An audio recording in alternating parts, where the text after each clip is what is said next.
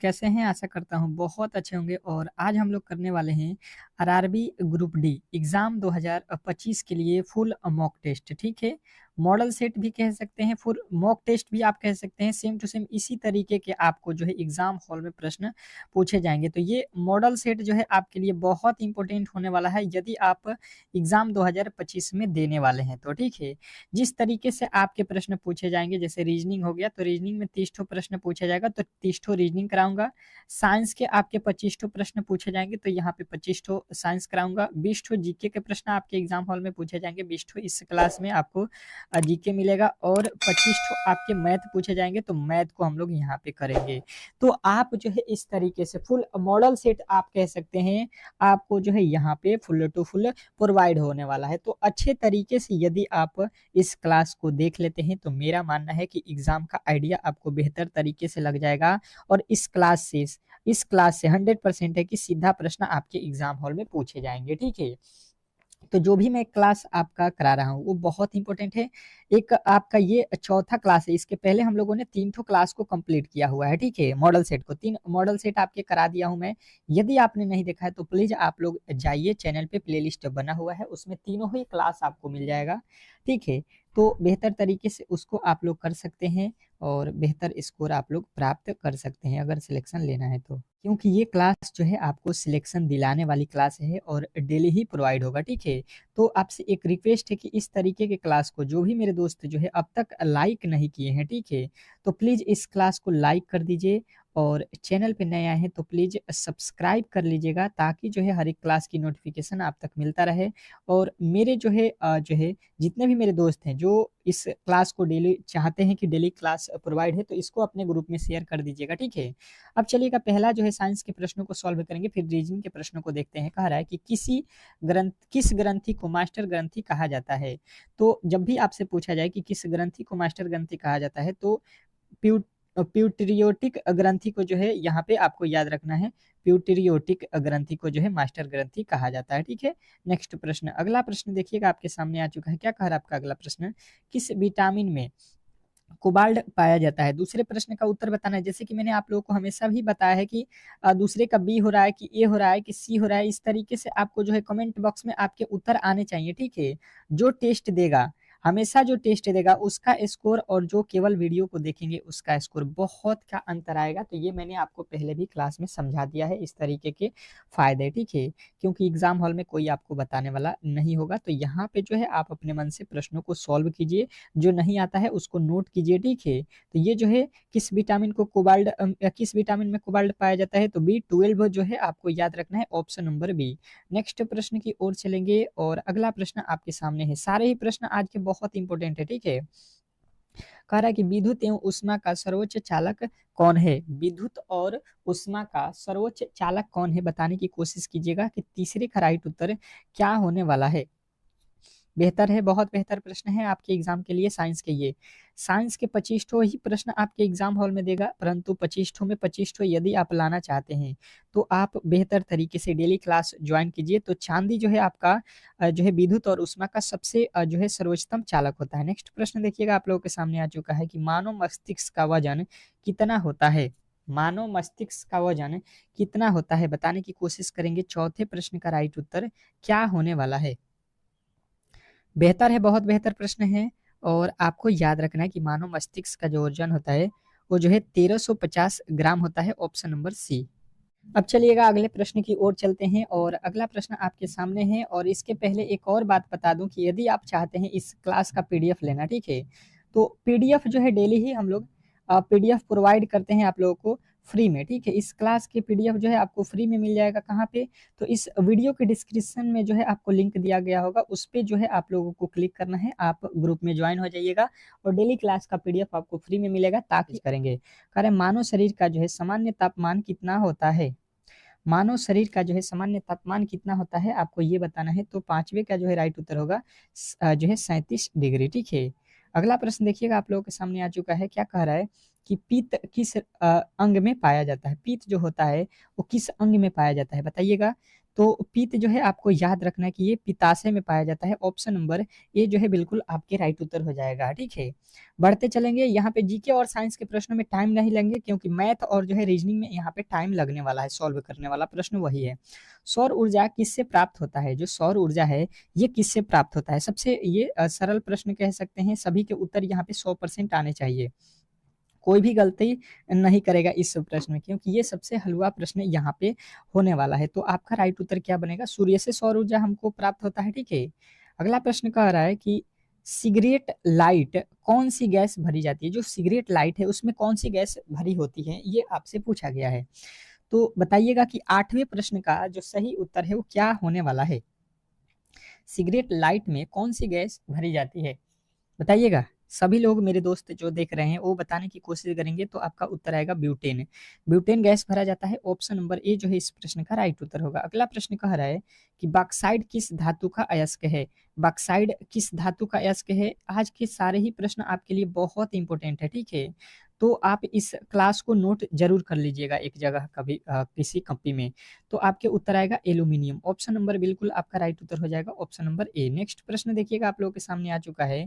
किसे quick silver के नाम से जाना जाता है?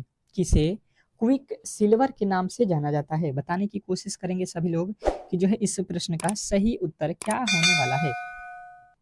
बेहतर है, किसे क्विक सिल्वर के नाम से जाना जाता है? तो आपका राइट उत्तर आएगा पारा को जो है क्विक सिल्वर के नाम से जाना जाता है।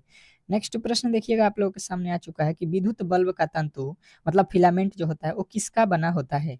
ये आपके एग्जाम में आया हुआ प्रश्न है, बताइएगा। ये पूछा हुआ है कि विद्युत बल्ब का जो तंतु होता है फिलामेंट वो किसका बना होता है? तो आपको यहाँ पे याद रखना है टंगस्टन का, ठीक है। नेक्स्ट प्रश्न, अगला प्रश्न देखिए आपके सामने आ चुका है। रॉकेट किस सिद्धांत पे कार्य करता है? रॉकेट किस सिद्धांत पे कार्य करता है, बताइएगा। इस प्रश्न का सही उत्तर क्या होने वाला है? तो रॉकेट जो है संवेग संरक्षण के सिद्धांत पे कार्य करता है, ऑप्शन नंबर डी। नेक्स्ट प्रश्न कह रहा है यहाँ पे कि विद्युत आवेश का जो है मात्रक क्या है? विद्युत आवेश के मात्रक क्या है ये आपको बताना है। बताने की कोशिश करेंगे सभी लोग कि जो है इस प्रश्न का सही उत्तर क्या होने वाला है। तो 13 का राइट उत्तर होगा कुलम्ब, ठीक है। कुलम्ब जो है आपका बिल्कुल राइट उत्तर है। नेक्स्ट प्रश्न, अगला प्रश्न देखिएगा, आप लोगों के सामने आ चुका है। कह रहा है कि पालक के पत्ते में क्या पाया जाता है? पालक के पत्ते में क्या पाया जाता है? बेहतर है, बहुत बेहतर प्रश्न है आपके एग्जाम हॉल के लिए। और ये जो है यहाँ पे आपको याद रखना है, आयरन मौजूद होता है पालक के पत्ते में। ये बहुत बार एग्जाम हॉल में पूछा गया प्रश्न है। प्रकाश तंतु किस सिद्धांत पर कार्य करता है? प्रकाश जो तंतु होता है वो किस सिद्धांत पे कार्य करता है, ये आपको बताना है।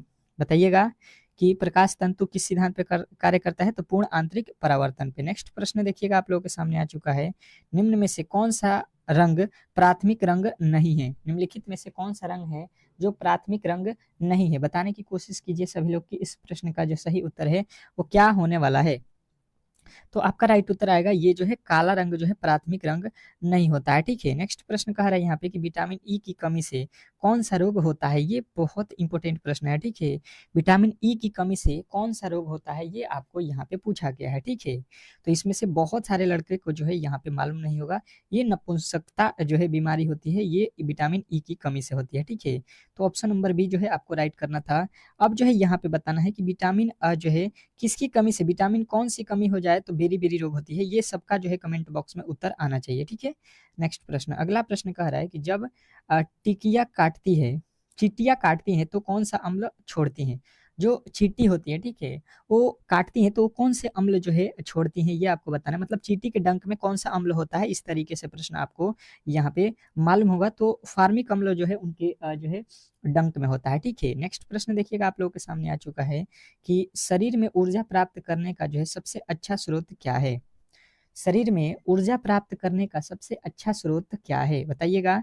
19 नंबर के जो है राइट उत्तर क्या हो जाएगा? तो ग्लूकोज जो है आपका बिल्कुल राइट उत्तर होगा, ऑप्शन नंबर सी।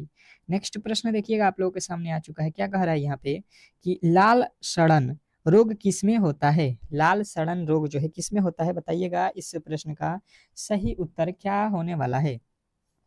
20 नंबर का राइट उत्तर यहाँ पे आपका क्या आएगा? तो गन्ना होगा, ठीक है। नेक्स्ट प्रश्न, अगला प्रश्न देखिएगा, आप लोगों के सामने आ चुका है। संसार का सबसे बड़ा जो है पुष्प कौन सा है? संसार का सबसे बड़ा पुष्प कौन सा है, बताने की कोशिश करेंगे सभी लोग। तो आपका उत्तर क्या आएगा? तो ये जो है रेफलिसिया है, ठीक है। रेफलिसिया जो है आपको याद रखना है, ऑप्शन नंबर ए। नेक्स्ट प्रश्न देखिएगा आप लोगों के सामने आ चुका है कि सोने का लेटिन नाम क्या है। सोने का जो है लेटिन नाम आपसे पूछा गया है, तो बताइएगा कि सोने का जो है लेटिन नाम क्या है। तो आपका उत्तर यहाँ पे क्या बनेगा, ओरम होता है, ठीक है। ओरम जो है आपके राइट उत्तर है। नेक्स्ट प्रश्न कह रहा है कि जल का बर्फ में बदलना किस प्रकार का जो है परिवर्तन है। तो देखिए जल का जो है बर्फ में परिवर्तन होना, ये आपका कौन सा होगा, तो ये आपका भौतिक परिवर्तन होगा, क्योंकि देखिए जल से बर्फ बनेगा, बर्फ से फिर जल बन जाएगा, तो इसको जो है भौतिक परिवर्तन बोला जाता है। रासायनिक परिवर्तन जो कभी भी एक से बदलने पर दूसरा वाला कभी भी नहीं होगा, ठीक है। अगला प्रश्न देखिएगा आप लोगों के सामने आ चुका है, क्या कह रहा है कि जो है फूलों के रस और जो है शहद में पाई जाने वाली जो है शर्करा कौन सी है। अब बताइएगा इस प्रश्न का सही उत्तर क्या होने वाला है, तो फ्रुक्टोज होता है फूलों के रस में, ठीक है, या शहद में। नेक्स्ट प्रश्न कह रहा है यहाँ पे कि मनुष्य के शरीर में कुल कितनी जो है मांसपेशियां पाई जाती हैं। तो मनुष्य के शरीर में कुल मांसपेशियों की जो संख्या है ये आपको याद रखना है कि ये होती है 639। तो ऑप्शन नंबर बी बिल्कुल आपका राइट उत्तर है। तो यहाँ पे हम लोगों ने कितने प्रश्नों को सॉल्व किया है, आपको अच्छे तरीके से दिखाई दे रहा होगा कि आपने जो है साइंस के 25 प्रश्न को सॉल्व कर लिया, ठीक है। और इस प्रश्न में से आप बताइएगा कि कितने प्रश्न को आपने खुद से सॉल्व किया है। अगर आपको इनमें से प्रश्न जो नहीं मालूम था क्या आपने नोट किया है, तो मैं कहूंगा कि बिल्कुल आपको डेली नोट करना है जो प्रश्न आपको नहीं आते हैं, ठीक है। कहीं पर भी आप उसको नोट कीजिए और एक बार उसको देख लीजिएगा तो बिल्कुल आपको जो है आ जाएगा। या आपको मैंने तो पीडीएफ दिया हुआ है, उसको जरूर एक बार रिवीजन कर लीजिएगा, ठीक है। आप खुद से भी नोट्स बनाइएगा तो वो और बेहतर रहेगा। अब चलते हैं अगला जो है यहाँ पे प्रश्न की ओर। और अगला देखिएगा रीजनिंग के प्रश्न आपके स्टार्ट हो चुके हैं, तो रीजनिंग के प्रश्नों को बेहतर तरीके से समझना है और आपको करना है। पहला प्रश्न आपके रीजनिंग के क्या कह रहा है कि दी गई श्रृंखला श्रेणी में प्रश्नवाचक चिन्ह के स्थान पर कौन सी अक्षर आएगी। अब जो है श्रृंखला श्रेणी का ही पहला प्रश्न है और इसमें जो है आपको हर एक प्रश्न के लिए मैं दूंगा 10 सेकंड का समय, क्योंकि आपको जो है यहाँ पे 10 सेकंड के समय मिलने चाहिए। कोशिश करना पड़ेगा आपको खुद से ही कि ये प्रश्न किस तरीके से सॉल्व किए जाएंगे ताकि बेहतर स्कोर आप लोग एग्जाम हॉल में ला सकें। चलिएगा बताइए इस प्रश्न का सही उत्तर क्या होने वाला है। ये जो है श्रृंखला दिया गया है, 3 वर्ड दिया गया है, चौथा यहाँ पे कौन सा अक्षर आने वाला है। तो मैंने इस तरीके के प्रश्न क्लास में आपको बेहतर तरीके से बताया हुआ है। क्या बताया है, ये कोडिंग टाइप के होते हैं। पहले मैंने आपको बताया हुआ कि पहले आपको कोड याद होने चाहिए। ये 2 पे होता है, ये 4 पे होता है, ये एफ जो है 6 पे होता है। तो अगर देखिएगा तो 2 से 4, 4 से 6, तो 6 से यहाँ पे कौन से अक्षर आएगा, 8 है। और 8 पे कौन सा अक्षर होता है, एच होता है, ठीक है। अब जो है जी और जी बिल्कुल गलत हो जाएगा, एच से स्टार्ट हमको होना चाहिए। अब देखिएगा यहाँ पे ये लिखा है वाई, यहाँ पे यू, यहाँ पे क्यू। अगर देखिएगा तो वाई होता है 25 पे और यू होता है आपके कितने 21 पे और क्यू होता है 17 पे। तो कितना माइनस किया है, 25 से 21 4, 4 से 21 4, 21 में से 4 घटाएंगे 17, 17 में से 4 घटा देंगे 13, 13 पे आ जाएगा एम। यानी कि जो है हम लोगों का क्या बना, एच एम। एच एम तो बिल्कुल आपके आना चाहिए, एच एम आपके दोनों में है। अब देखिए यहाँ पे जेड के बाद एक्स लिखा है, ये होता है आपके कितने पे, 23 पे, ये होता है आपके 24 पे और ये होता है आपके 25 पे। तो 25 के बाद से यहाँ पे आप बताइएगा कितना लिखूं, 26, और 26 पे कौन सा अक्षर होता है, जेड। तो बिल्कुल आपके राइट उत्तर मिलेगा ऑप्शन नंबर ए। आशा करता हूं कि ऐसे प्रश्न आप लोग कभी भी गलती नहीं करोगे। नेक्स्ट प्रश्न की ओर चलेंगे और अगला प्रश्न आपके सामने है और इस प्रश्न का जवाब सभी लोगों को देना है। क्या कह रहा है आपका अगला प्रश्न, समझिएगा और बताने की कोशिश कीजिएगा। कह रहा है आपका अगला प्रश्न कि जिस प्रकार चिड़िया का संबंध घोंसले से है उसी प्रकार खरगोश का संबंध किससे होगा। अब जो है आपको 10 सेकंड का समय है और ये एनालॉजी का प्रश्न है। इसमें तो गलती किसी भी तरीके से गुंजाइश नहीं होनी चाहिए, ठीक है, क्योंकि मैंने जो है एनालॉजी के प्रश्न आपको लॉजिकली बताया हुआ है। और ऐसा नहीं होता है कि एनालॉजी के प्रश्न आपको जो है समझ में नहीं आएगा। जैसे बोला क्या गया है, चिड़िया जो है चिड़िया, उसका संबंध बोल रहा है घोंसले से है, तो आपके दिमाग में आना चाहिए चिड़िया और घोंसला में कौन सा संबंध होता है। सेम टू सेम उसी तरीके से खरगोश का जो है संबंध हमको बता देना है। चलिए अब बताइए, 10 सेकंड जो है आपके पूरा होने वाले हैं, ठीक है। तो जो भी टेस्ट नहीं दे रहे हैं वो प्लीज आप लोगों से रिक्वेस्ट है कि जरूर टेस्ट दीजिए। हर एक प्रश्न को ट्राई कीजिए, गलत हो या सही हो उससे कोई भी दिक्कत नहीं होने वाला है, परंतु आप ट्राई जरूर करें। तो अब देखिएगा इसको हम लोग यहाँ पे अच्छे तरीके से देख लेते हैं। अगर देखेंगे तो ये जो चिड़िया होती है ये कहाँ पे रहती है? घोंसले में रहती है। आपको अच्छे तरीके से मालूम होगा कि चिड़िया का जो घर होता है वो घोंसला होता है। तो खरगोश का घर क्या होता है? जंगल होता है? नहीं, किसी का घर जंगल नहीं होता है। चिड़िया घर होता है? नहीं, बिल्कुल नहीं होगा। पिजड़ा होगा? नहीं, पिजड़ा में भी नहीं रहता। ये कहाँ पे रहता है? तो आप कहिएगा ये बिल में रहता है। ठीक है, आपने अच्छे तरीके से देखा होगा कि खरगोश कहाँ पे रहते हैं? बिल में रहते हैं। ठीक है, तो ऑप्शन नंबर आपके डी जो है इस प्रश्न का राइट उत्तर होगा, और जिन्होंने भी डी बताया है उनका बिल्कुल सही उत्तर है। नेक्स्ट प्रश्न देखिएगा, आप लोगों के सामने आ चुका है, और अगला प्रश्न कह रहा है कि यदि किसी सांकेतिक भाषा में कैट को जो है यहाँ पे लिखा जाता है, ठीक है, तो BIG को जो है किस भाषा में लिखा जाएगा, मतलब इसके जगह पे क्या लिखा जाएगा, ये आपको बताना है। और आपके मिलते हैं 10 सेकेंड के समय, और मुझे लगता है कि ये जो है कोडिंग डिकोडिंग के प्रश्न में तो आपको गलती नहीं होनी चाहिए। जैसे कि मैंने आपको बताया है कि हर एक जो है आपके अंग के जो है प्लेस वैल्यू मालूम होने चाहिए। जैसे ए कितने पे है, बी कितने पे है, सी कितने पे है, इस तरीके से आपके जो है सारे ही वर्ड जो है मालूम होने चाहिए। तो बताइएगा इस प्रश्न का जो सही उत्तर है वो क्या होने वाला है। बेहतर है, बहुत बेहतर प्रश्न है आपके एग्जाम के लिए। तो बताइए इस प्रश्न का सही उत्तर क्या होने वाला है। तो देखिए यहाँ पे क्या करेंगे, सबसे पहले लिखा क्या है, CAT लिखा है। ठीक है, और इसके जगह पे लिखा क्या है, D और Y लिखा है। तो ये किस तरीके से लिखा है, किस लॉजिक से लिखा है, पहले हम ये पता करते हैं। देखिए ये C के बाद D लिखा है, मतलब प्लस का 1 किया है। ए के बाद डी लिखा है, मतलब ए होता है 1 पे और डी होता है 4 पे, यानी कि 3 जोड़ दिया। अब देखिए टी होता है 20 पे और ये 25 पे होता है, मतलब इस बार कितना जोड़ा है, 5। तो देख लीजिए आपको पहले 1 जोड़ना है, फिर 5 जोड़ना है, फिर सॉरी पहले 1 जोड़ना है, फिर 3 जोड़ना है, फिर 5 जोड़ना है। लॉजिक तो आपको आपके सामने मैंने रख दिया है, अब बिल्कुल आप लोग लगा सकते हैं और इसको बना सकते हैं। देखिए ये लिखा है बी में आपको केवल 1 जोड़ना है, तो ये हो जाएगा सी। ये आई लिखा है, आई होता है 9 पे, इसमें जो है आपको 3 जोड़ना है, तो 9 3 12, 12 पे कौन सा अक्षर होता है, एल। ये होता है कितना, जी 7 पे, तो 7 में 5 जोड़ेंगे, 7 5 12 पे होता है एल। CLL आपको राइट उत्तर बताना था, जो कि ऑप्शन नंबर बिल्कुल आपके तीसरा में दिया गया है। ठीक है, सी में दिया गया है, तो सी आपको राइट उत्तर करना था। आशा करता हूं कि आपने अच्छे तरीके से इस प्रश्न को बनाया होगा। ऑप्शन नंबर सी जिन्होंने भी बताया है उनका बिल्कुल राइट उत्तर है। नेक्स्ट प्रश्न की ओर चलेंगे, और अगला प्रश्न आपके सामने है। क्या कह रहा है आपका अगला प्रश्न, चौथा नंबर प्रश्न आपके सामने क्या कह रहा है कि दिए गए विकल्पों में से विषम संख्या का जो है चयन करें। दिए गए विकल्पों में से विषम संख्या का जो है आप लोगों को चयन करना है। चलिएगा बताइएगा, आपके जो है समय स्टार्ट है। हर एक रीजनिंग के लिए 10 सेकंड मिलेंगे, आप लोगों को 10 सेकंड से अधिक समय नहीं दिया जाएगा, क्योंकि आपको मालूम है कि यहाँ पे अभी हम लोग मैथ भी सॉल्व करने वाले हैं और जीके के भी प्रश्न सॉल्व करने वाले हैं। केवल साइंस अभी जो है हम लोगों का खत्म हुआ है, तो रीजनिंग कर रहे हैं। रीजनिंग में ज्यादा समय नहीं लगाएंगे, फटाफट से प्रश्नों को करेंगे। फिर जो है जीके में तो टाइम नहीं लगेगा, आपके 4 से 5 मिनट काफी हो जाएंगे 20 प्रश्न के लिए। उसके बाद से मैथ के प्रश्नों में थोड़े से टाइम लगेंगे, क्योंकि मैथ को सॉल्व करना ही पड़ेगा। ठीक है, तो अब देखिएगा इसको हम लोग किस तरीके से सॉल्व करते हैं। लिखा क्या गया है कि यहाँ पे विषम चुनिए। विषम मतलब होता क्या है, अलग। अलग जो है इसमें कौन है, ये अब हमको पता करना है। तो देखिए यहाँ पे अगर देखेंगे तो ये किसी संख्या का वर्ग नहीं है, ये भी नहीं है, ये भी नहीं है, और ये भी नहीं है, मतलब तीनों ही किसी ना किसी संख्या के वर्ग नहीं दिया गया है, और संख्या कभी काफी बड़ा है। ठीक है, तो इस तरीके से जब भी संख्या बड़ा आपको दिखाई दे, संख्या जब भी बड़ा हो, तो लॉजिक ये होना चाहिए कि संख्याओं के अंकों का योग कर लेते हैं और देखते हैं। तो ये देखिए 1 और 7, 8 5 13 4, 13 4 17 दिखाई दे रहा है। ठीक है, ये 7 3 10, 10 2 12, 12 4 16 दिखाई दिया। ये देखिए 9 6 15, 1 16, 1 17 ये दिखाई दिया। ठीक है, यहाँ पे 17 हो रहा है। और ये देखिए 8 2 10, 10 5 15 2 17 हो रहा है। तो हमने देखा यहाँ पे ये कि भाई साहब पहले वाले का भी योग 17 बना, दूसरा यहाँ पे भी इसका भी 17, इसका भी 17, परंतु ऑप्शन नंबर जो डी दिया है, ठीक है चौथा, ये भाई साहब कितना दिया है, 16 योग दे रहा है। मतलब अलग जो है हम लोग को बिल्कुल ऑप्शन नंबर चौथे के साथ जाना है, और चौथा इस प्रश्न का राइट उत्तर होगा। ठीक है, अब चलते हैं हम लोग नेक्स्ट प्रश्न की ओर, और अगला प्रश्न आपके सामने है। इस प्रश्न का जवाब आप लोगों को देना है, बताने की कोशिश करेंगे सभी लोग कि इस प्रश्न का जो सही उत्तर है वो क्या होने वाला है।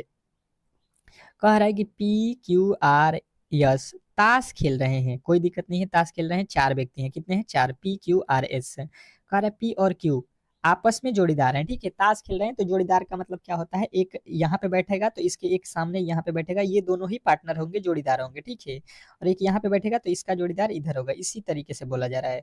अब कह रहा है कि इसका मुख उत्तर की ओर है, यदि P का मुख पश्चिम की ओर है, तो बताइए कि किसका मुख जो है किसका मुख दक्षिण की ओर है। अब दक्षिण की तरफ कौन जो है बैठा है मुख करके, ये आपको बताना है। अब मुझे नहीं लगता है कि इसमें किसी तरीके की गलती करना होगा आप लोगों को। ये जो है मैंने बहुत अच्छे तरीके से सवाल को पढ़ के समझाया गया हूँ।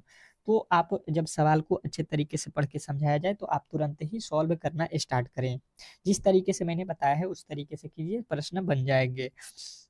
जो पहले से क्लास कर रहे हैं उन्होंने तो बता ही दिया होगा, क्योंकि इसमें कुछ ज़्यादा करने की बात भी नहीं है। जैसे मैंने आपको बताया भी है कि ये जो है आपको दिशा बता देता हूँ, ऊपर होता है उत्तर, नीचे होता है दक्षिण, ये होता है पूरब और ये होता है आपका पश्चिम। अब जिन्होंने भी ये नहीं पता है, जिनको भी ये दिशा किस तरीके से होते हैं, तो ये आप लोग कॉपी पे नोट कर लीजिएगा इस तरीके से बना के, ठीक है। कभी भी सवाल गलती नहीं होगा। अब देखिए यहाँ पे बोला गया है कि पी क्यू जो है आपस में जोड़ीदार है, एस का मुख किधर है, उत्तर की ओर है, तो इस उत्तर। अब देखिए उत्तर जो है ऊपर की तरफ है, तो हम यहाँ पे देखिएगा, अगर हम यहाँ पे जो है सॉल्व करते हैं तो इस तरीके से ये जो है ऊपर के मुख किसका है, तो एस का है, ठीक है। एस जो है उत्तर की तरफ देख रहा है, बिल्कुल यहाँ पे एस जो है देखिए उत्तर की तरफ देख रहा है। और यहाँ पे बोल रहा है कि पी का मुख जो है पश्चिम की ओर है। पश्चिम देखिए कहाँ पे है, पश्चिम ये वाला है, ठीक है। तो यानी कि जो है यहाँ पे एक व्यक्ति खड़ा है, ठीक है। यहाँ पे एक व्यक्ति है, कौन, पी। तो इसका मुख जो है देख लीजिए इधर है, जो है पश्चिम की तरफ। अब जो है आपसे बोला गया है कि पी का जो है जोड़ीदार कौन है, क्यूब है, यानी कि पी का जोड़ीदार, यानी पी के सामने क्यूब बैठेगा। और यहाँ पे अब एक बचा हुआ है कौन, आर। आर जो है आपको कहाँ पे मिल जाएगा, यहाँ पे बचा हुआ एक जगह है, तो आर यहाँ पे बैठ जाएगा, ठीक है। अब जो है आपको यहाँ पे बिल्कुल देखने को मिल रहा होगा चारों लोग बैठ गए हैं। अब सवाल में क्या बोला है, बस उसको जो है यहाँ पे देख लीजिए। कह रहा है कि दक्षिण की तरफ मुख किसका है, तो दक्षिण देखिए, दक्षिण नीचे की तरफ है, दक्षिण की तरफ इधर किसका मुख है, तो ये देखिए, ये जो है आर का मुख जो है दक्षिण की तरफ है, ये आर जो है इस तरीके से ताक रहा है। तो बिल्कुल आपका राइट उत्तर हो जाएगा ऑप्शन नंबर सी। सी यदि आपने बताया है तो बिल्कुल राइट उत्तर है, इसमें किसी तरीके के डाउट नहीं होना चाहिए। नेक्स्ट प्रश्न की ओर चलेंगे और अगला प्रश्न आपके सामने है। बताइएगा आपका अगला प्रश्न क्या कह रहा है कि ए और बी भाई हैं। अच्छा, ब्लड रिलेशन का प्रश्न आ चुका है, देखिएगा। सी और डी बहन है। ए का पुत्र डी ए का पुत्र डी का भाई है। तो बताइए कि बी का सी से क्या संबंध है। अब जो है ब्लड रिलेशन आ चुका है। मुझे लगता है कि कर सकते हैं आप लोग। थोड़े से लॉजिकली आपको थोड़ा सा घुमाया गया है, परंतु उतना भी भारी नहीं है जो आप कर नहीं सकते हैं। तो ट्राई तो करना पड़ेगा आपको, क्योंकि एग्जाम हॉल में आपको खुद से ही बनाना पड़ेगा। तो यहाँ पे अगर नहीं आता है तो आप बेहतर तरीके से इन चीज़ों को समझें, सीखें, ताकि एग्जाम हॉल में आगे चल के कोई भी दिक्कत ना हो। तो जैसे कि लिखा क्या गया है, पहला ए और बी भाई हैं, तो यहाँ पे ए लिखिए और बी लिखिए, ठीक है। ये दोनों भाई हैं तो प्लस लिख लीजिएगा। सी और डी बहन है। ए का पुत्र डी का भाई है। ए का पुत्र जो है डी का भाई है। ए का पुत्र कोई है, ठीक है। यहाँ पे ए का कोई पुत्र होगा, ठीक है।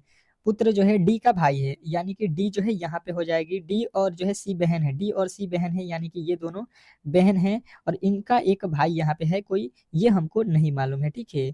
ये तो डी हो गई बहन, सी भी बहन है। अब बोला क्या गया है कि ए और बी भाई हैं, कोई दिक्कत नहीं है।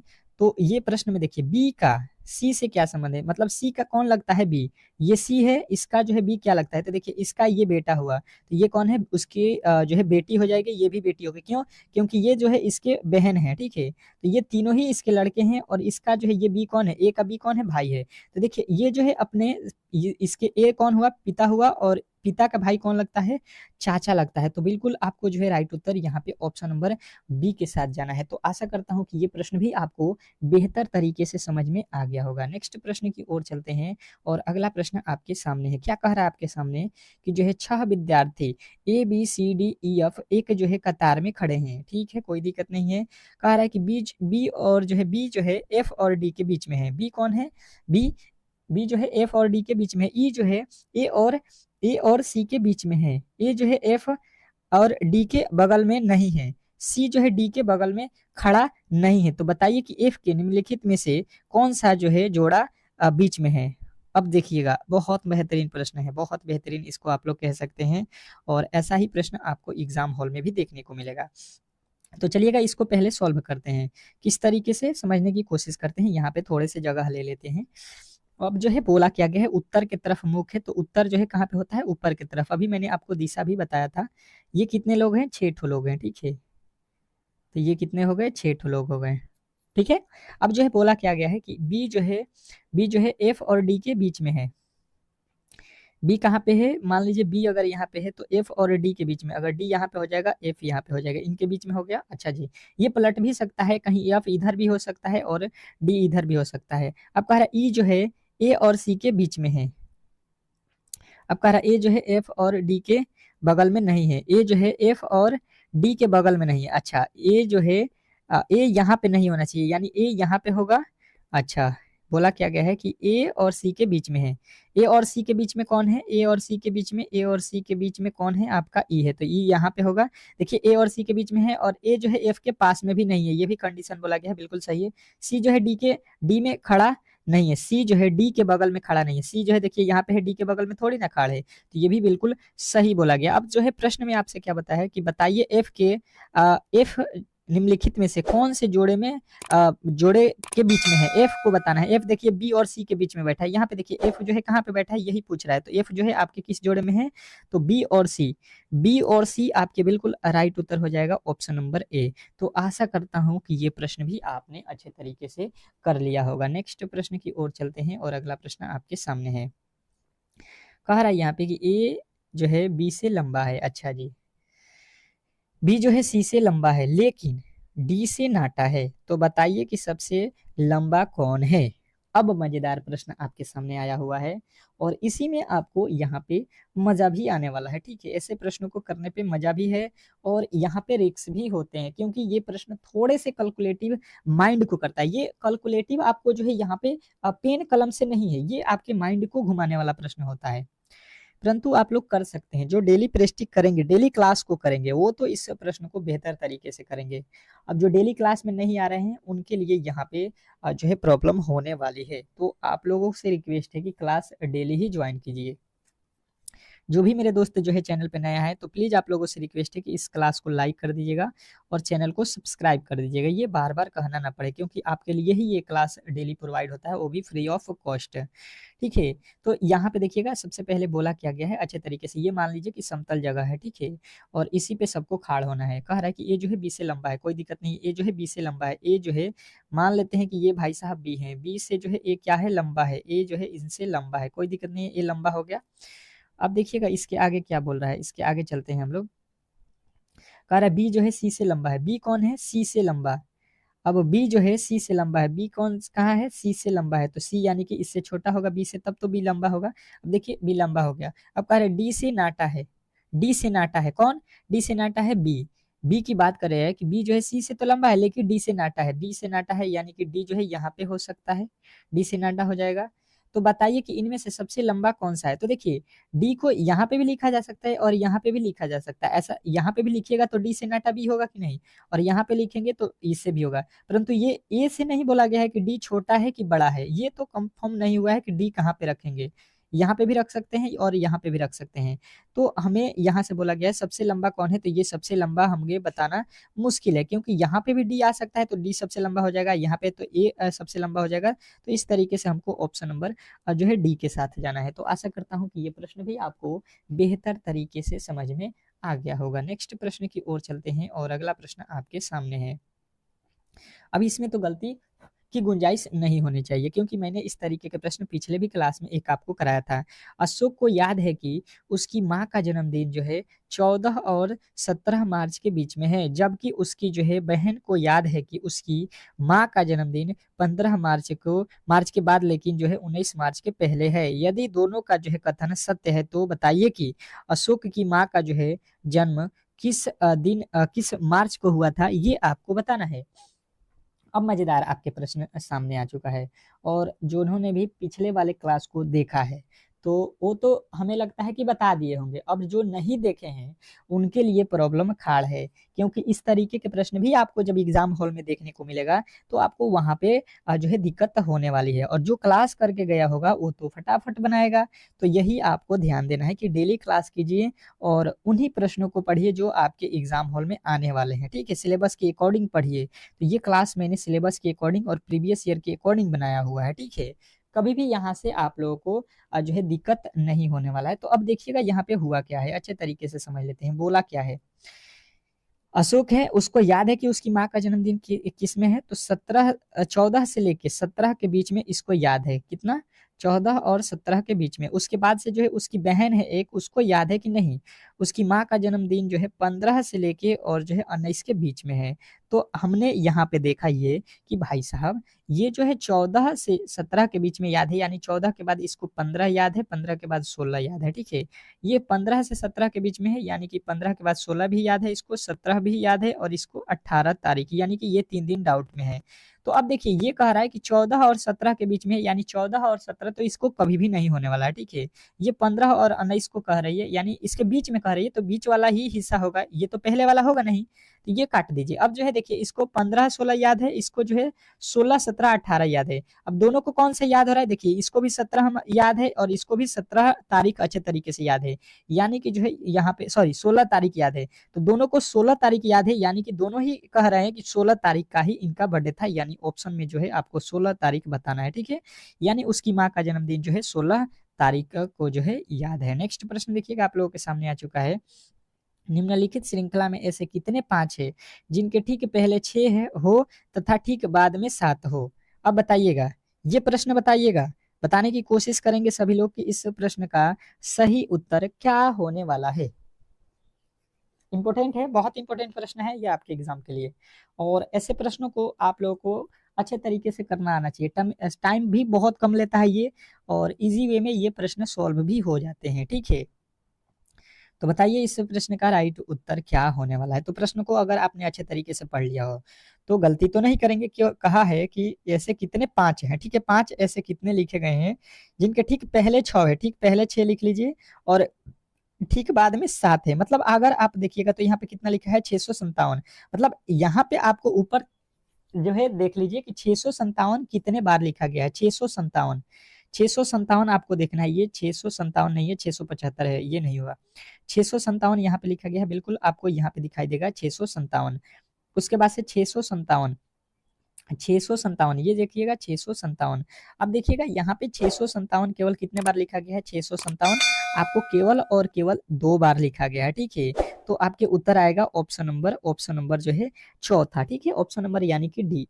कितने बार है, 2 बार लिखा गया है। तो आशा करता हूँ कि ये प्रश्न भी आपने अच्छे तरीके से सॉल्व कर लिया होगा। नेक्स्ट प्रश्न देखिएगा आप लोगों के सामने आ चुका है, और ये प्रश्न तो बहुत इंपॉर्टेंट है। कह रहा है यदि प्लस का अर्थ गुणा और माइनस का अर्थ प्लस और जो है गुणे का अर्थ प्लस तथा इसका जो है वैल्यू हम लोगों से यहाँ पे जो है इसका वैल्यू हमसे निकालना कह रहा है। यहाँ पे भागा है, ठीक है, सॉरी। अब बताइएगा इस प्रश्न का सही उत्तर। ऊपर जो कंडीशन दिया गया है उसी के आधार पे इस समीकरण को जो है सॉल्व करना है। समय तो आपके स्टार्ट हो चुका है 10 सेकेंड का, तो 10 सेकेंड में कोशिश कीजिए कि बन जाए प्रश्न, 10 सेकेंड में बन जाना चाहिए। इजी है, कोई दिक्कत नहीं होनी चाहिए इस प्रश्न में, क्योंकि लॉजिकली मैंने आपको ये प्रश्न बताया भी था कि इस तरीके के प्रश्नों को किस तरीके से आप सॉल्व कर सकते हैं। तो देखिएगा और समझने की कोशिश कीजिएगा। लिखा हुआ है कितना 5, ये देखिए लिखा हुआ है प्लस। प्लस का अर्थ यहाँ पे बता दिया है कि गुणा है, तो गुणा रखिएगा, गुणा 4 रखिए। माइनस का अर्थ यहाँ पे बताया गया है कि प्लस होता है, तो प्लस रखिए यहाँ पे 18। और गुणा का अर्थ देखिए यहाँ पे क्या लिखा है, भागा, तो यहाँ पे भागा कर दीजिए 3। बिल्कुल सिंपल सा था, आपने अगर अच्छे तरीके से पढ़ा है तो बना दीजिएगा। पहले गुणा करेंगे, 4 पच्चे 20 हो जाएगा, फिर प्लस है तो प्लस, यहाँ पे भाग भी करेंगे पहले, तो 3 छक्का 18 यानी 6 हो जाएगा। अब देखिएगा यहाँ पे कितना हो जाएगा, 20 और 6 को जोड़ देंगे 26 हो जाएगा। और 26 यदि आपने बताया है ऑप्शन नंबर ए, तो बिल्कुल आपके 100% सही उत्तर होगा। इसमें किसी तरीके के डाउट नहीं होना चाहिए। तो आशा करता हूं कि ये प्रश्न भी आपको बेहतर तरीके से समझ में आ गया होगा, ठीक है। अब चलते हैं नेक्स्ट प्रश्न की ओर, और अगला प्रश्न आपके सामने है। क्या कह रहा है आपका अगला प्रश्न, समझने की कोशिश करेंगे और बताने की कोशिश करेंगे कि अक्षर श्रृंखला को पूरा करें। अक्षर जो श्रृंखला दिया गया है इसको पूरा करना है। समय आपके स्टार्ट है, समय आपको स्टार्ट है, और आपको जो है बहुत कम समय ही दिया जा रहा है, ठीक है। क्योंकि प्रश्नों की संख्या आपको मालूम है कि 100 है, 100 प्रश्न करना है तो हम लोगों को 1 घंटा जो है समय लग जाएगा, 1 घंटा प्लस ही लगेगा। तो आप फास्ट में चलिए, फास्ट में मेरे साथ सॉल्व कीजिए। तो बन गया होगा सबका इस प्रश्न का राइट उत्तर। जिन्होंने भी नहीं बनाया है वो अब अच्छे तरीके से यहाँ पे समझेंगे। इस तरीके के प्रश्न में करते क्या है, काउंट कर लीजिए, 1 2 3 4 5 6 7 8 9 10 11 12 13 14 15 16 17 18 19। यहाँ पे तो 19 वर्ड हो रहे हैं, ठीक है, तो इसका तो कोई फैक्टर भी नहीं बनेगा, ठीक है। तो जब फैक्टर नहीं बनता है तो इसको हम लोग क्या करते हैं, देखिएगा, ये जब फैक्टर नहीं बनता है तो इसको हम लोग अच्छे तरीके से यहाँ पे देख लेते हैं वर्ड के माध्यम से, जैसे ABCA, ठीक है, ABCA, यहाँ पे डबल ए लिखा है, ठीक है, तो अगर हम यहाँ पे डबल ए लगा लेते हैं तो ABC डबल ए, यहाँ से ध्यान दीजिएगा यहाँ तक। फिर अगर आप देखिएगा तो यहाँ से यही देखिए ABCA यहाँ पे तक ही देखिए, फिर ABCA यहाँ तक देखिए, फिर AB के बाद से क्या होगा, CA, फिर यहाँ से अगर देखेंगे तो फिर क्या होगा, ABBC यहाँ पे डबल ए हो जाएगा। देखिए यहाँ पे देखिएगा, पहले यहाँ पे डबल ए हुआ है, फिर यहाँ पे जो है आपका क्या हुआ है, डबल सी, यहाँ पे डबल बी, फिर डबल ए, मतलब इस तरीके से ही ये चलता रहेगा, ठीक है। तो आपने क्या क्या भरा है, A। अभी देखिए ये कहाँ पे है, ए जो है आपके कहाँ पे स्टार्ट हो रहा है, ए के बाद से आपने क्या भरा, देखिएगा यहाँ पे इस तरीके से दिया ही नहीं है। अच्छा 1 मिनट, इसको यहाँ से देखिए, ये यहाँ तक रखिए, फिर डबल ए बी जो है यहाँ तक जाइए, जो है ए, फिर डबल ए बी के बाद से सी के बाद से आपको जाना है, देखिएगा यहाँ पे। अब देखिएगा यहाँ पे अच्छे तरीके से हमने इसको जोड़ा लगा लिया। अब देखते हैं यहाँ पे ABC लिख दिया है, फिर ए के बाद से आप देखिए यहाँ पे फिर हो जाएगा ए, और यदि हम बी रखते हैं, ठीक है, यहाँ पे अगर बी रख लेते हैं, चलिएगा एक बार बी रख के चेक कर लेते हैं, यहाँ पे अगर बी रखते हैं, ठीक है, तो यहाँ पे हो जाएगा A BB CA, देखिएगा अब बन गया A BB CA, बिल्कुल आपका राइट उत्तर बन रहा है। आपने क्या भरा, बी, फिर बी, फिर ए। अब ये कहाँ पे है, आप कहिएगा, बिल्कुल आपके ऑप्शन नंबर ए में है। तो देखिएगा इस तरीके से इसको बनाना था, तो जोड़ा लगाना बहुत जरूरी होता है इस तरीके का। नेक्स्ट प्रश्न देखिएगा आपके सामने आ चुका है, नीचे दिए गए पासे में 3 के विपरीत फलक पर कौन सा अंक होगा, ये आपसे पूछा गया है। तो पासे से रिलेटेड मैंने तो प्रश्न आपको बेहतर तरीके से बताया हुआ है, ठीक है। तो गलती की गुंजाइश नहीं होनी चाहिए, गलती तो होना ही नहीं चाहिए। अब देखिए इसमें करेंगे क्या, पहले 2 पासे को लेते हैं, ये वाला दोनों पासों को देखिए, इसमें कॉमन वैल्यू ढूंढिए, 3 और 3 है, तो 3 जो हो गया, तो 3 का विपरीत निकालना थोड़ा सा मुश्किल होगा, लेकिन निकाल सकते हैं। यदि आपको मालूम होगा तो यहाँ से भी आप इस प्रश्न को सॉल्व कर सकते हैं। अच्छा अब देखिए दूसरे वाले तरीके से सॉल्व करते हैं। अच्छा तीनों में ही जो है 3 दिया है, तो हम क्या करेंगे, यहाँ से देख लेते हैं, ये 3 कॉमन हो गया, ठीक है, 3 1 कॉमन हो गया, यहाँ पे 3 1 कॉमन हो गया, दोनों में 3 1 है, तो यहाँ पे क्या बचा, 2 और यहाँ पे बचा 5, यानी 2 का अपोजिट कोई पूछेगा 5, यानी कि 2 और 5 कभी भी इसका उत्तर नहीं होगा, ये तो कट जाएगा, 2 और 5 काट दीजिए, 2 और 5, पहला ये वाला लॉजिक आपका गलत। अभी इसमें दोनों में कॉमन देखते हैं, कॉमन क्या है, तो इसमें आपका कॉमन हो जाएगा 3, यहाँ पे 3 केवल, इसके क्लॉकवाइज चलेंगे तो 2 हो जाएगा, और यहाँ से क्लॉकवाइज चलेंगे तो 5 हो गया, 2 का अपोजिट 5, इसके आगे चलेंगे तो 4 हो जाएगा, 4 का अपोजिट 1, मतलब जो है यहाँ पे हमको क्या क्या नहीं होना चाहिए, 2 के बाद 5 के बाद से 1 नहीं होगा आपका उत्तर, 1 के बाद 4 नहीं होगा उत्तर, यानी कि अपोजिट ये आपका बचा हुआ केवल कौन सा है, ऑप्शन नंबर बी। तो 2 जो है 6 जो है इसका अपोजिट होगा। नेक्स्ट प्रश्न देखिएगा आपके सामने आ चुका है, कह रहा है कि निम्नलिखित आकृति में प्रश्नवाचक चिन्ह के स्थान पे कौन सी संख्या आने वाली है। अब जो है प्रश्नवाचक चिन्ह के स्थान पे कौन सी संख्या आने वाली है, ये आपको बताना है। बताने की कोशिश करेंगे सभी लोग कि इस प्रश्न का सही उत्तर क्या होने वाला है। चलेगा, यहाँ पे बताइएगा कि इस वाट के स्थान पे कौन सी संख्या आने वाली है। आपके पास जो समय बहुत कम है, 10 सेकेंड के समय मिलेंगे, मात्र 10 सेकेंड, और इस 10 सेकेंड में इस प्रश्न को सॉल्व आपको करना है। तो बताइए इस प्रश्न का राइट उत्तर क्या होने वाला है। तो अब देखिए इसको हम लोग किस तरीके से सॉल्व करते हैं। अगर देखेंगे तो 3 और जो है यहाँ पे 6 में गुणा करेंगे तो 3 छक्का 18 हो जाएगा, होगा। उसी तरीके से 4 और 5 में गुणा करेंगे 20 हो जाएगा, ये आपको दिखाई दे रहा होगा बेहतर तरीके से। वही लॉजिक देखिए 18 और 5 में गुणा कर देते हैं, तो 18 5 कितना होगा, 90। तो यहाँ पे देखिए 90 भी आपको मिल गया। तो अब जो है आपको सेम टू सेम लॉजिक यहाँ पे लगा देना है, तो यहाँ पे 20 कितना हो जाएगा, 60। तो आपका जो है राइट उत्तर ऑप्शन नंबर सी बनेगा। तो देखिएगा इस तरीके से लॉजिक जो है आपके दिमाग में कैप्चर होने चाहिए, ठीक है, तो ही आप लोग इस तरीके के प्रश्नों को सॉल्व कर सकते हैं। नेक्स्ट प्रश्न की ओर चलेंगे, और अगला प्रश्न आपके सामने है। बताने की कोशिश करेंगे सभी लोग कि इस प्रश्न का जो सही उत्तर है वो क्या होने वाला है। इंपॉर्टेंट है, और ये जो है थोड़े से अलग तरीके का प्रश्न कह रहा है कि एक बेलन के 2 स्थितियां नीचे दर्शाई गई हैं, जिसे हरा, ब्लू, पीला, बैगनी, लाल और जो है नारंगी 6 रंगों से जो है रंगा गया है। बताइए कि बेलन में वाट के स्थान पे कौन सा रंग आने वाला है। बेलन के वाट के स्थान पे कौन सा रंग आने वाला है, यही आपको बताना है। अब देखिए यहाँ पे जो है कौन सा कलर आने वाला है, यही आपको बताना है। बताने की कोशिश करेंगे सभी लोग। सभी लोग बताएंगे कि इस प्रश्न का सही उत्तर क्या होने वाला है। और ये जो है मैंने पासे से रिलेटेड जो पढ़ाया था उसी तरीके का प्रश्न है, तो इसको मैं छोड़ता हूँ कमेंट बॉक्स में आपको बताने के लिए, जिस तरीके से अभी मैंने पासे के प्रश्न आपको बताया था। ठीक है, तो इजी है, आप लोग इसको कर सकते हैं। आप बेहतर तरीके से तीनों पासों में जो है कॉमन निकालिए, अपोजिट निकालिए और इस प्रश्न का उत्तर बताइए। ठीक है, अब चलते हैं यहाँ पे अगले प्रश्न की ओर। और अगला प्रश्न आपके जीके जीएस का स्टार्ट हो चुका है। ठीक है, और आपको जो है जीके जीएस के 20 प्रश्न जिस तरीके से एग्जाम हॉल में पूछे जाएंगे, बिल्कुल उसी तरीके से 20 प्रश्न मैं कराने वाला हूँ। और ये आपको 4 से 5 मिनट के समय में ये पूरा हम लोग कर लेंगे। तो आपको अच्छे तरीके से यहाँ पे ध्यान देना है, क्योंकि सारे ही प्रश्न इंपॉर्टेंट है जीके के। देखिएगा, पहला प्रश्न आपके सामने क्या कह रहा है कि स्वतंत्र भारत की लोकसभा का पहला अध्यक्ष कौन था। स्वतंत्र भारत के पहला जो है लोकसभा का अध्यक्ष कौन बने थे, तो आपके उत्तर आएगा जी वी मावलंकर। ठीक है, जी वी मावलंकर आपके बिल्कुल राइट उत्तर, ऑप्शन नंबर डी है।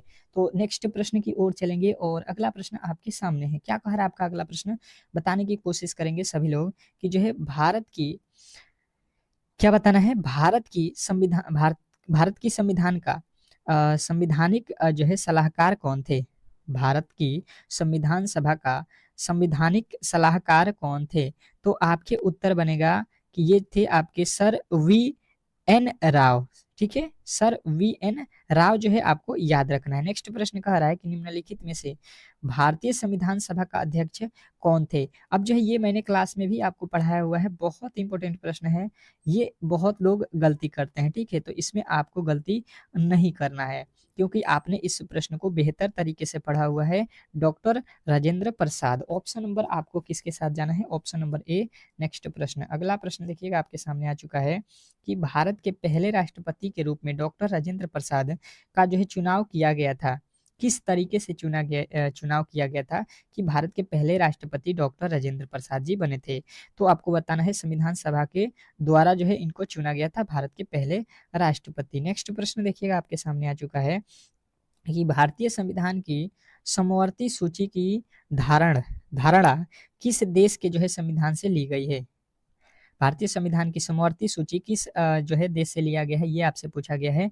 तो आपको बताना है ये ऑस्ट्रेलिया से लिया गया है। ठीक है, नेक्स्ट प्रश्न, अगला प्रश्न देखिए कह रहा है कि भारतीय संविधान की प्रस्तावना में धर्मनिरपेक्ष शब्द का जो है निम्नलिखित में से जो है जोड़ा गया, मतलब निम्नलिखित में से किस संविधान संशोधन में इसको जोड़ा गया था, तो आपके उत्तर आएगा कि 42वें संविधान संशोधन के द्वारा इसको जोड़ा गया था। नेक्स्ट प्रश्न कह रहा है कि भारतीय संविधान में कितनी अनुसूचियां हैं। बहुत इंपॉर्टेंट प्रश्न है, अनुसूचियां आपको याद रखना होता है, ये बार बार एग्जाम हॉल में एग्जामिनर फंसाने के लिए आपको ये प्रश्न देता है।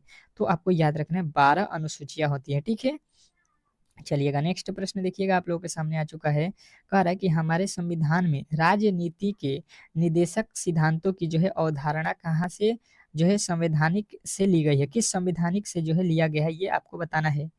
नीति निदेशक सिद्धांत जो है इसका अवधारणा किसके जो है संविधान से लिया गया है, तो आपको बताना है आयरलैंड के संविधान से लिया गया है। नेक्स्ट प्रश्न देखिएगा आप लोगों के सामने आ चुका है कि भारत में एकल नागरिकता की जो है अवधारणा अपनाई गई, कहाँ से अपनाई गई, यही आपको बताना है। बताने की कोशिश करेंगे सभी लोग, तो सभी का उत्तर आएगा ये जो है इंग्लैंड से लिया गया। ठीक है, नेक्स्ट प्रश्न कह रहा है कि संविधान की उद्देशिका में समाजवादी और जो है पंथ निरपेक्ष शब्द किसके द्वारा जो है जोड़ा गया, तो ये आपके जो है 42वें संविधान संशोधन के द्वारा जोड़ा गया। नेक्स्ट प्रश्न कह रहा है कि भारतीय संविधान में राष्ट्रपति के चुनाव की प्रणाली किस देश से ली गई है, बताइएगा। तो आपके राइट उत्तर बनेगा ये आयरलैंड के संविधान से लिया गया है। नेक्स्ट प्रश्न देखिएगा आप लोगों के सामने आ चुका है, भारतीय संविधान अपनाया गया था, भारतीय जो संविधान है ये हम लोगों ने कब अपनाया था, तो आपके जो उत्तर बनेंगे ये जो है 26 नवंबर 1949 को अपनाया गया था। ठीक है, अगला प्रश्न कह रहा है कि हमारा राष्ट्रीय गान पहली बार कब जो है और कहाँ पे गाया गया था। हम लोग का जो राष्ट्रीय गान है वो कब और कहाँ पे गाया गया था, तो आपको याद रखना है 26 दिसंबर 1911 को कोलकाता में। नेक्स्ट प्रश्न देखिएगा आप लोगों के सामने आ चुका है, डॉक्टर भीमराव अंबेडकर ने संविधान का जो है हृदय और जो है आत्मा किसे कहा था, तो इन्होंने जो है आपको याद रखना है कि संविधान उपचारों का जो है अधिकार है, ठीक है, इन्हीं इसी को कहे थे। अगला प्रश्न कह रहा है कि भारतीय संविधान की प्रारूपण समिति के अध्यक्ष कौन थे? तो ये आपको याद रखना है, डॉक्टर भीमराव अंबेडकर हैं, ठीक है। नेक्स्ट प्रश्न कह रहा है यहाँ पे कि संविधान के उद्घाटन के लिए 26 जनवरी को चुना गया था, क्यों? तो ये क्यों चुना गया था 26 जनवरी को ही, ये आपको बताना है। तो बताना है आपको, राइट उत्तर क्या है, कांग्रेस ने इसे 1930 में जो है स्वाधीनता दिवस के रूप में अपनाया था, ठीक है। नेक्स्ट प्रश्न देखिएगा, आप लोगों के सामने आ चुका है कि भारत के संविधान का निर्माता किसे माना जाता है? तो भारत के संविधान के निर्माता किसे माना जाता है? तो आपको याद रखना है भीमराव अंबेडकर को। नेक्स्ट प्रश्न देखिएगा, कह रहा है कि भारतीय संविधान में कितने भाग हैं? तो भारतीय संविधान में आपको याद रखना है 25 भाग हैं, ठीक है। नेक्स्ट प्रश्न कह रहा है आप लोगों के सामने कि प्रारूप समिति के अध्यक्ष कौन थे? तो प्रारूप समिति के अध्यक्ष जो थे आपके भीमराव अंबेडकर थे, ठीक है। नेक्स्ट प्रश्न, अगला प्रश्न कह रहा है कि हमारे संविधान में मूल अधिकार कहाँ से संविधान द्वारा जो है प्रेरित है? हमारा जो संविधान है मूल अधिकार ये जो है कहाँ से प्रेरित है? तो आपके राइट उत्तर क्या बनेगा? स्वतंत्र संयुक्त राज्य अमेरिका से। तो यहाँ पे जो है आपके ऑप्शन नंबर ए बिल्कुल राइट उत्तर होगा। अब चलते हैं यहाँ पे जो है आपके 20 जीके जीएस के प्रश्न भी समाप्त हो चुका है। अब चलते हैं मैथ के प्रश्नों की ओर, ठीक है। और मैथ का पहला प्रश्न आपके सामने है, देखिएगा और बताने की कोशिश करिएगा। देखिएगा अब जो है, अब यहाँ पे मैथ के प्रश्नों को सॉल्व करने वाले हैं हम लोग बेहतर तरीके से। आपको जो है यहाँ पे अच्छे तरीके से देखना है। पहला प्रश्न आज का मैथ का आपके सामने है और इसका जो है सॉल्यूशन आप लोगों को बताना है। जैसे कि आपको मैथ के प्रश्नों में थोड़े से आपको समय ज़्यादा चाहिए, ठीक है। तो आपको जो है हर एक प्रश्न के लिए लमसम 20 सेकेंड का समय मिलेगा। पहला प्रश्न आज का कह रहा है कि एक दुकानदार जो है 9% हानि पर एक जो है कमीज को 700 जो है 28 रुपये में बेचता है। यदि उसे इस कमीज को 992 रुपये में बेचा होता तो लाभ या हानि प्रतिशत क्या होगा? अब बताइएगा कि एक दुकानदार है, ठीक है, जिन्होंने 9% हानि पर एक कमीज को बेचा हुआ है, कितने में? तो वो जो है 728 रुपये में बेचा है, तो उसको 9% की हानि हुई है। यदि उसने इस कमीज को 792 रुपये में बेचा होता तो क्या उसको लाभ होता या हानि होता, ये आपको बताना है। अब जो है आपने अच्छे तरीके से समझ लिया होगा। तो देखिए हुआ क्या है, इसको जो है सबसे पहले समझिएगा। देखिए मान लीजिए कोई भी वस्तु कितने की होती है, 100% की होती है, ठीक है।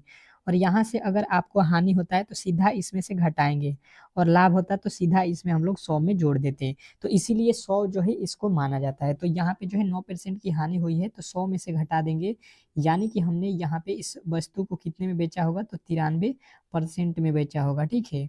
तो अब जो है आपको 60% की जो है घाटा यहाँ पे हानि यानी कि हो जाएगा। देखिए 100 की कोई वस्तु खरीद लेते हैं और 93 में बेचते हैं, तो देखिए 7% का जो है बिल्कुल आपको जो है, सॉरी 9% लिखा है ना, तो 9% का जो है घाटा यानी कि यहाँ पे कितना में बेचना पड़ेगा हमें, 91 में बेचना पड़ेगा ना। ये जो है हमने 91 में बेचा होगा तो 9% की हानि होगी। तो अब जो है ये कह रहा है नहीं, यहाँ पे तो हानि कितने में बेचा गया है, ये बोल रहा है कि 728 में, यानी कि जो है अब क्या करेंगे, 728 और गुणे लिखेंगे कितना, गुणे कितना लिखेंगे, अब जो है हमें कितना निकालना है, क्रय मूल्य, ठीक है। तो 100 बट्टा में, देखिए ये क्रय मूल्य है और ये विक्रय मूल्य है, ठीक है। 100 रुपये का किने हैं और 91 रुपये में बेचे हैं। तो अब हमें पता चलाना है हमको कि कितने में इसको किने हैं। तो 100 ऊपर रखेंगे और 99 में बेचे हैं तो 99 नीचे रखेंगे, ठीक है। अब देखिए ये इसके पहाड़े में कट जाएगा कितने मर्त में, 8 मर्त में, तो 8 से गुणा कर देंगे, ये हो जाएगा 800। अब देखिए हमने जो है उस वस्तु को कीना कितने में है, ये पता चल गया कि 800 में कीने हैं। तो अब कह रहा है कि 792 रुपये में इसको बेच दिया जाए। अगर इसको 792 में बेचा जाए तो अब जो है क्या होने वाला है, तो देखिए यहाँ पे 792 में बेचेंगे अगर हम लोग, तो भी यहाँ पे हमें कितने का हानि होगा, 8 रुपये का, ठीक है। तो ये 8 रुपया में नहीं दिया, ये हानि जो है आपको परसेंटेज में बताना है। तो 8 रुपये का हानि हुआ है कितने पे, तो ये 800 रुपये पे, ठीक है। और गुणे 100 हो जाएगा, तो यहाँ से 2 जीरो से 2 जीरो, 8 के पहाड़ा में 1 मर्त में, यानी कि जो है हानि आपको बताना है कितने के हुआ है इस पे, तो 1% का हुआ है। बिल्कुल आपका राइट उत्तर ऑप्शन नंबर बी हो जाएगा। नेक्स्ट प्रश्न की ओर चलते हैं और अगला प्रश्न आपके सामने है। क्या कह रहा है आपका अगला प्रश्न, समझिएगा। श्यामा ने जो है 13% लाभ लेकर एक जो है बैग को इतना रुपये में बेचा, इस बैग का जो है क्रय मूल्य क्या होगा, ये आपको बताना है। अब ये सिंपल सा प्रश्न है और इसको तो सभी लोगों को सॉल्व कर लेना चाहिए, ठीक है। गलती की गुंजाइश नहीं होना चाहिए। आपको जो है यहाँ पे दिए जाते हैं आपके 10 सेकंड के समय, क्योंकि ये प्रश्न आपको ईजी है, बहुत ईजी प्रश्न है, इजीली इसको सॉल्व कर सकते हैं। तो बताइए इस प्रश्न का सही उत्तर क्या होने वाला है। बहुत इंपॉर्टेंट है, बहुत इंपॉर्टेंट ये प्रश्न है। तो देखिए इसको किस तरीके से अब इसको हम लोग सॉल्व करते हैं। बोला क्या गया है कि एक श्यामा ने जो है 13% लाभ पर जो है एक बैग को इतना में बेचा है, मतलब 13% लाभ हुआ है। मतलब अगर हम 100 रुपये की कोई वस्तु किनेंगे, ठीक है, और अभी मैंने बताया कि जब हानि होगा तो घटाएंगे और लाभ लाभ होगा तो क्या करेंगे, जोड़ देंगे। तो 13% का लाभ होना, यानी कि 113 में उसको अगर हम बेच देते हैं तो बिल्कुल हम लोगों का कितने का लाभ हो जाएगा।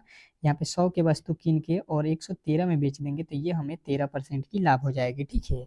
अब ये बोला गया है कि बेचा गया है कितने में, तो ये 598.9 में बेचा गया है, ठीक है। तो लाभ कितने का हुआ है, 113 का है। तो पूछा है करे, मतलब देखिए किने में 100 में, तो 100 का ही बस वैल्यू निकालना है, तो 100 बटा ये हो जाएगा 113। और देखिए यहाँ पे पॉइंट है तो यहाँ से हम पॉइंट हटाएंगे तो इसके नीचे एक जीरो बढ़ जाएगा, ये एक जीरो से एक जीरो कट जाएगा, ये एक जीरो अभी है, ठीक है। तो अब देखिए 113 के पहाड़ में ये कितने मर्त में कटेगा, ये पहले देख लीजिए। तो अगर हम देखते हैं यहाँ पे 113 17 से काट देते हैं, यहाँ पे 17 के पहाड़े में 17 यहाँ पे, तो ये देखिए 13 के पहाड़े में भी नहीं कटेगा। अब इसको डायरेक्ट ही कटाइए, यहाँ पे 113 से जो है इसमें भाग दीजिए, कितने मर्त में लगेगा, ये तो पहले 5 मर्त में लग जाएगा, ठीक है। कितना बचेगा, 13 पचे 65, यानी कि जो है 65 यहाँ से माइनस करेंगे तो ये हो जाएगा 65, यानी कि 4, और यहाँ पे 5 और यहाँ पे 9, फिर 13 पचे 65, ये कितने मर्त में कटेगा, 13 पचे 65, यानी कि जो है आपके ये कितने मर्त में कट जाएगा, लमसम आपके कितने मर्त में कट रहा है, ये आपके 5 मर्त में, ठीक है। और एक जीरो यहाँ पे है, एक जीरो ये लग गया, ठीक है। तो यानी कि जो है आपका राइट उत्तर क्या बना, ये कट के आपका, तो ये जो है 550 बन रहा है, ठीक है। नेक्स्ट प्रश्न देखिएगा, आप लोगों के सामने आ चुका है यहाँ पे। अब चलिएगा अगले प्रश्न की ओर चलते हैं, और अगला प्रश्न देखिए कह रहा है 15 किलोमीटर प्रति घंटे की चाल से, 15 किलोमीटर प्रति घंटे की चाल से यहाँ पे प्रति घंटे की चाल से दौड़ने वाला धावक जो है 8 घंटे की दूरी तय करने में कितना समय लेगा, ठीक है। तो उसको जो है 8 किलोमीटर जाने में कितना समय लगेगा, ये हम लोगों को बताना है। तो प्रश्न बहुत ईजी है, यहाँ पे समझिएगा।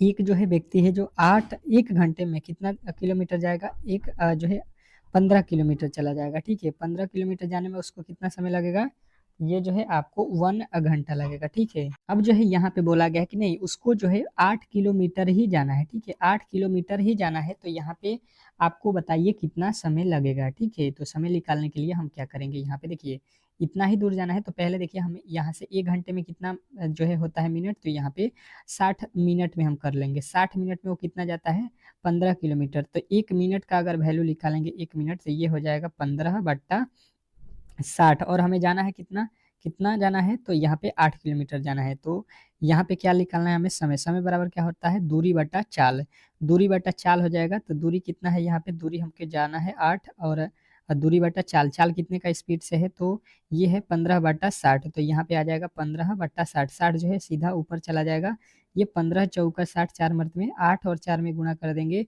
तो 8 चौका 32 मिनट लगेगा। उसको जो है यहाँ पे 8 किलोमीटर जाने में कितना समय लगेगा, 32। आपको समझ में आ गया होगा कि ये जो है आपको दूरी कितना जाना है, 8 किलोमीटर, और आपकी स्पीड कितने है, तो 15/16, 15/60 जो है 1 मिनट में जाते हैं, तो 8/15/60 मैंने किया, ठीक है। तो ये 60 जो है ऊपर चला जाएगा गुणा में, जो क्योंकि बटा के नीचे था। अब चलते हैं अगले प्रश्न की ओर, और अगला प्रश्न आपके सामने है। क्या कह रहा है आपका अगला प्रश्न, कह रहा है कि एक वर्गाकार मैदान का क्षेत्रफल यहाँ पे इतना मीटर है, इस मैदान के किसी 3 कोर से घेरे करने में रस्सी की लंबाई कितनी होगी, ये आपको बताना है। अब देखिए वर्गाकार जो है एक मैदान है और उसको 3 तरफ से घेरना है, ठीक है। मान लीजिए ये वर्ग के आकार का ये मैदान हो गया, ठीक है। तो इसको एक तरफ मान लीजिए ये वाला हमको घेराव नहीं करना, बाकी ये तीनों तरफ से इसको जो है यहाँ पे घेरना है। तो ये तीनों तरफ से रस्सी कितना लगेगा, ये हमसे पूछा गया है। अब बताने की कोशिश करेंगे सभी लोग कि इस प्रश्न का सही जो उत्तर होने वाला है वो क्या होने वाला है। बेहतर है, बहुत बेहतर प्रश्न है, और आपके एग्जाम हॉल में इस तरीके के प्रश्न दिए जाएंगे। तो मैंने आपको पहले क्या करेंगे, हम ये चारों ही तरफ से पता कर लेंगे, ठीक है। तो चारों तरफ से ये दिया है 196, चारों तरफ से अगर घेरते हैं तो आपको दिया गया है 196, ये पहले ही दे दिया है, ठीक है। तो अब जो है हम क्या करेंगे यहाँ पे इसका जो है क्या करते हैं, देखिए वर्गाकार मैदान है तो वर्ग का क्षेत्रफल यानी कि दिया हुआ है, वर्ग का क्षेत्रफल यहाँ पे दिया हुआ है, कितना दिया हुआ है 196, ठीक है। अब यहाँ पे क्या करेंगे, यहाँ पे हम लोग करेंगे वर्ग का क्षेत्रफल क्या होता है, भुजा स्क्वायर होता है, ठीक है। भुजा स्क्वायर, तो स्क्वायर को हम इस तरफ भेजेंगे तो ये हो जाएगा, यहाँ पे स्क्वायर होगा तो ये स्क्वायर को डायरेक्ट इधर भेज देंगे बराबर के इस तरफ, तो ये रूट में चला जाएगा, ठीक है। ये स्क्वायर इधर आएगा, वर्ग का क्षेत्रफल आपको याद है भुजा स्क्वायर या भुजा गुणे भुजा होता है, ठीक है। तो अब देखिए 114 यानी कि भुजा का जब वैल्यू निकालेंगे हम लोग तो यहाँ पे 196 का वर्गमूल क्या होता है, 14 होता है। मतलब एक भुजा कितने का हो गया, 14 का हो गया, ठीक है।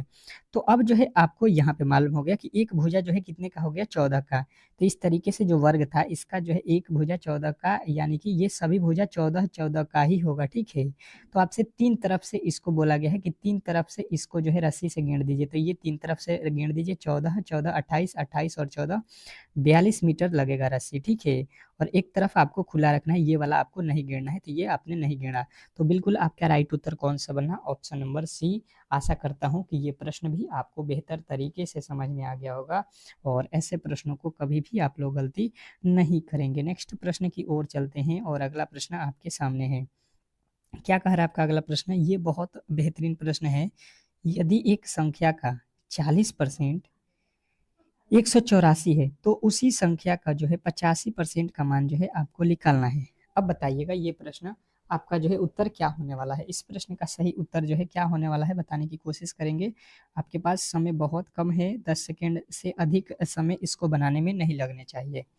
तो आ जाइए इसको सॉल्व करते हैं। बोला क्या गया है कि कोई संख्या है तो संख्या हमको नहीं मालूम है, मान लेते हैं 100 संख्या है, ठीक है। इसका 40% निकालते हैं तो 40/100 हो जाएगा और निकालेंगे तो ये कितना आएगा, 184 आ जाएगा। तो बट्टा 184, यहाँ से एक जीरो से एक जीरो कट जाएगा। अब जो है देखिए ये 4 के पहाड़े में इधर कट जाएगा, 4 चौका 16 और 2 बच्चा 4 छके 24, यानी x का वैल्यू निकालेंगे तो ये एक ठो जीरो नीचे बचा हुआ है, ये तिरछा तिरछे गुणा हो जाएगा, 460 है। यानी कि जो है x मतलब क्या माने थे हम लोग, वह संख्या, तो संख्या हमें कितना मिल गया, 460। संख्या हमें पता चल गया कि 460 है, ठीक है। अब देखिए 460 तो संख्या है परंतु संख्या हमसे नहीं पूछा है, ये पूछा है कि उस संख्या का जो है 85% मान निकालिए, तो 85% अब आपको निकालना पड़ेगा। तो 85/100 करना पड़ेगा, ये एक जीरो से एक जीरो कट गया, ये 5 के पहाड़े में 2 मर्त में, ये 5 के पहाड़े में 17 मर्त में, ठीक है। ये 2 के पहाड़े में 23 मर्त में। अब क्या कीजिए 23 गुणे 17 कीजिए, 23 गुणे क्या करना है आपको 17, तो 17 51 के एक आएगा, अंत में इकाई का अंक एक आएगा। अब देखिए 17 दूना 34 और 5 34 5 कितना हो जाएगा 39, बिल्कुल आपका राइट उत्तर बनेगा ऑप्शन नंबर सी। तो आशा करता हूं कि ये प्रश्न भी आपको बेहतर तरीके से समझ में आ गया होगा और ऐसे प्रश्नों को कभी भी आप लोग गलती नहीं करेंगे, ठीक है। तो ये जो है आपके जितने भी इंपॉर्टेंट प्रश्न थे, आशा करता हूँ कि ये आपको समझ में आ गया होगा और मिलते हैं हम लोग एक नए वीडियो में। तब तक के लिए जो है आप लोगों से रिक्वेस्ट है कि इस तरीके की क्लास को डेली ही अगर आप देखना चाहते हैं तो प्लीज़ चैनल को सब्सक्राइब कर लीजिएगा और वीडियो को जो है लाइक कर लीजिएगा, ठीक है। डेली ही फ्री में आपको ये क्लास प्रोवाइड किए जा रहे हैं।